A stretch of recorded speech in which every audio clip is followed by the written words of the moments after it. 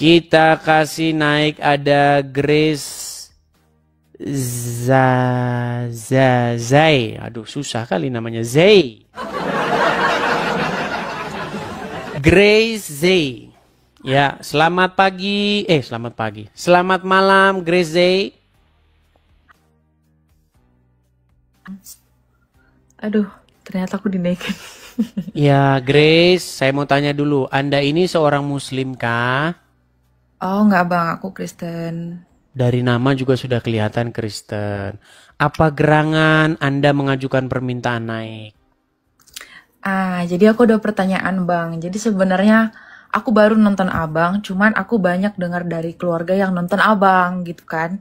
Jadi asal kita video call sama keluarga yang dibahas itu tentang abang terus gitu. Jadi aku penasaran, menurut abang nih ya, kan aku punya keluarga nih. Aku nggak usah bilang ininya labelnya langsung, tapi itu tadi soal kepercayaan bang. Menurut abang, benar nggak sih tetangga kita itu yang teman-teman Muslim percaya sama yang namanya kayak kayak ilmu hitam dan ilmu putih gitu. Jadi kayak Ya, beberapa menurut ada yang hadis, mengaku iya gitu. ya mereka percaya karena nabi mereka sendiri itu kena ilmu hitam. Iya. Jadi Muhammad itu terkena guna-guna atau sihir atau ilmu hitam. Jadi kalau makanya saya bilang, aduh saya nggak enak begini. Nanti kamu jadi kena sangkut kepada saya begitu, Grace. Gini, pertama, kalau kita baca sejarah-sejarah agama Islam atau sejarah-sejarah dari dalam Bible, nabi-nabi itu menyembuhkan orang yang terkena sihir. Ya kan? Bagaimana dalam Injil Yesus menyembuhkan orang yang kerasukan. Betul? Betul. Nah, sementara kalau Muhammad malah dia yang kena sihir. Gitu. Oke bang. Aku paham. Tapi memang apakah memang di hadis ya bang bahasanya atau di ayat mereka itu memang ada ya tertulis bahwasanya mereka mempercayai ada yang hitam dan yang putih kayak Baik, gitu. saya tunjukkan ya dalilnya. Karena kalau saya hanya ngomong begitu nanti kurang kuat karena mereka itu sudah skeptis begitu terhadap pernyataan-pernyataan orang Kristen. Kita akan kutip langsung saja ya pernyataan-pernyataan orang-orang Islam sendiri. Perhatikan ya. Perhatikan. Saya akan dengarkan sebuah potongan ceramah Ustadz ya nih. Salah satu orang Yahudi pernah menyihir Nabi Shallallahu Alaihi Wasallam. Nah, ada musiknya sebentar. Saya hilangkan dulu. Kenapa orang bikin itu musiknya keras sekali jadi menimpa suara aslinya ya? Bentar ya. Saya tampilkan dulu sebentar ya. Sabar nih. Salah satu orang Yahudi pernah menyihir Nabi Shallallahu Alaihi Wasallam dan waktu itu Nabi SAW kena sihir sebulan ya sebagai tanda bukti bahwa saya memang ini ada di tengah-tengah umat dan Allah ingin mengajarkan cara sihir. Jadi dia terkena sihir. Oke bang paham. Jadi kalau menurut abang, bagaimana caraku untuk bang?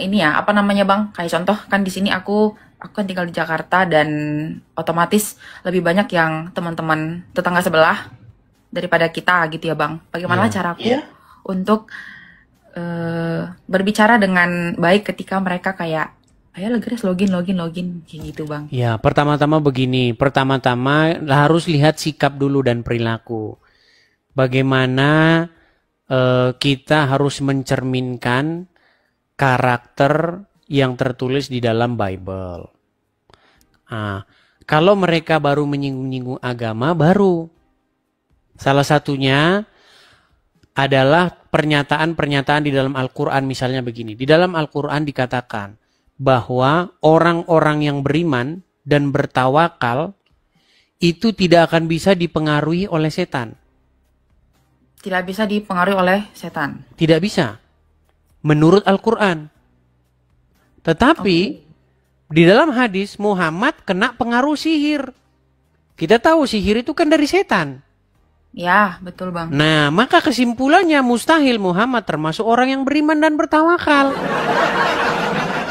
Karena apa? Karena dia sendiri kena pengaruh dari setan itu, yaitu sihir. Itu sebenarnya sudah sering saya diskusikan dan ada beberapa muslim yang akhirnya mengambil kesimpulan bahwa Muhammad tidak termasuk orang yang beriman. Seperti itu. Di dalam Al-Quran juga ada salah satu sifat atau ciri-ciri orang yang tidak beriman itu adalah orang-orang yang berkata bohong. Ada ayatnya dalam Quran. Berkata bohong? Ya, ciri-ciri orang yang tidak beriman. Salah satu sifat orang-orang yang tidak beriman itu adalah mengucapkan kata-kata dusta. Nah, menurut hadis, Muhammad bukan hanya mengatakan perkara yang bohong. Dia bahkan mengajari orang boleh berdusta dalam 3 hal.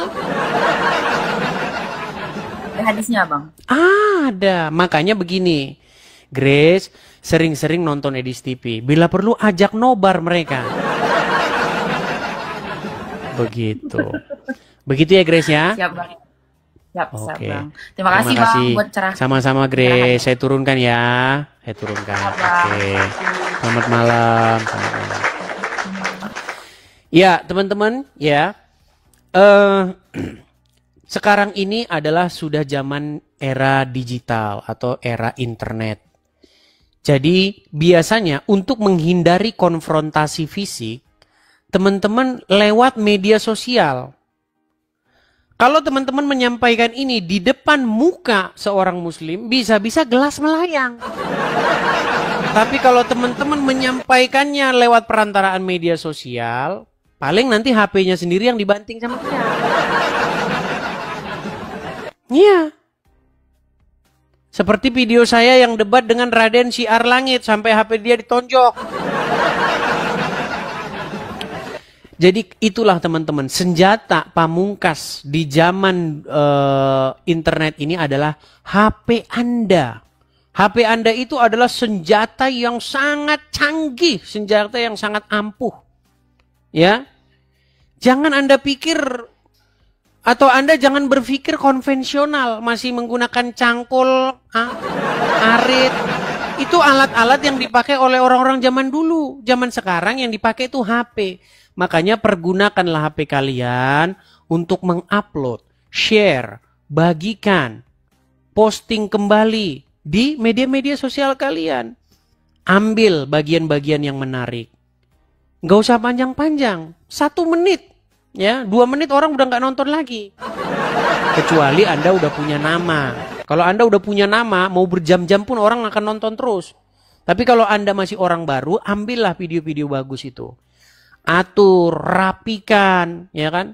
Potong yang buang-buang durasi, dirapiin videonya. Nah, jadi video yang bagus nanti, teman-teman, ya. Seperti itu. Jadi bantu saya dengan cara ikut melakukan repost, melakukan posting ulang, share, bagikan, ya, kepada para netizen, ya. Seperti itu.